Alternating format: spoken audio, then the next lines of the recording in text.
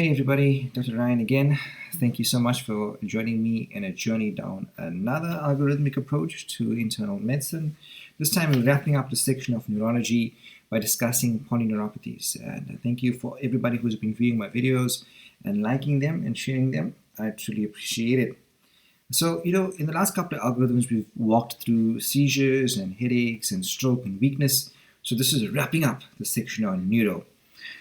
So let's get started. Peripheral neuropathy describes injury to any part of the peripheral nervous system, including the somatic. And now, when we speak to somatic, we mean motor and sensory and autonomic nervous systems. Polyneuropathy is a type of generalized peripheral neuropathy that is distinct from radiculopathy, plexopathy, mononeuropathy, and mononeuritis multiplex. Now, I know in mononeuritis multiplex, we speak of picking off named nerves, okay? Symptoms of polyneuropathy includes varying combinations of numbness, paresthesias, pain, autonomic disturbance, and weakness. Physical findings of polyneuropathy include varying combinations of hypoesthesia, hyperesthesia, allodynia, sensory ataxia, hyporeflexia, and autonomic disturbances, for instance, orthostatic hypotension. In patients with polyneuropathy, physical exam can identify the pattern of nerve fibers involved, narrowing the differential diagnosis.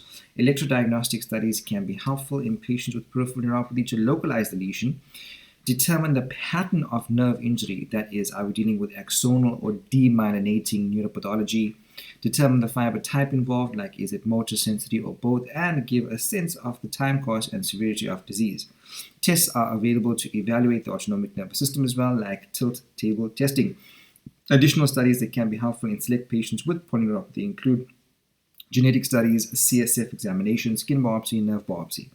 Now, looking at the algorithm, we have 4 arms. So, as customarily the case, we look at metabolic etiologies, toxic, inflammatory, and hereditary. And under inflammatory, we're looking at infectious versus non-infectious. Now, in general, metabolic and toxic causes, the two on the left, result in axonal neuropathy, right, with exceptions, whereas the inflammatory and hereditary causes on the right result in demyelinating neuropathy, with exceptions, of course.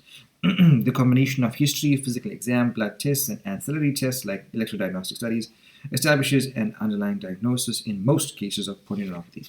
So we're ready to sink our teeth into this algorithm. Let's speak first up on the far left, metabolic causes of polyneuropathy, diabetes mellitus. But remember that diabetes can cause a vast array of neurological features, right? So we can have mononeuropathies, you can have polyneuropathies like polyneuritis cranialis, you can have mononeuritis multiplex where you pick off named nerves, you can have autonomic neuropathy, which manifests, examples of manifestations, there will be postural hypotension, erectile dysfunction, gastroparesis. You can also have diabetic amyotrophy, right? Hypothyroidism is famous for causing the so-called hung reflexes or diminished relaxation phase of your reflexes. Chronic kidney disease is known to cause peripheral neuropathy. Nutritional deficiency, especially B6 and B12, for instance. I mean, B12 is also associated with, and we covered this in the previous the previous algorithm on weakness. It can cause subacute combined degeneration of the spinal cord as well. Chronic liver disease and acromegaly as well are other causes. So whopping 6 metabolic causes. Looking at the 7 toxic causes of polyneuropathy: alcohol, medications, critical illness neuropathy, especially those who had previous stays in ICU, especially prolonged stays in ICU, heavy metals, especially lead poisoning and the like, acrylamides. Don't forget about toluene, which is glue, sniffing as well can cause it, organophosphates. B6 deficiency, very important in our anti-tuberculous medications, isoniazid, that induces a peripheral neuropathy, which is why we got to co-administer with paradoxine, which is B6, right? Inflammatory causes of polyneuropathy, here we touch on infectious versus non-infectious. So infectious causes, HIV, Lyme disease caused by the spirochete Borrelia burgdorferi can cause it, Corynebacterium diphtheria, and leprosy as well, which is Mycobacterium leprae. Non-infectious etiologies, Guillain-Barré. So Guillain-Barré is usually the poster child of acute neuropathy. The other name for it is acute inflammatory demyelinating polyneuropathy, and its cousin is the more chronic form, which is CIDP, chronic inflammatory demyelinating polyneuropathy, which is often associated with human T lymphotropic virus. Amyloidosis can cause neuropathy, as can paraproteinemia, so watch out with that.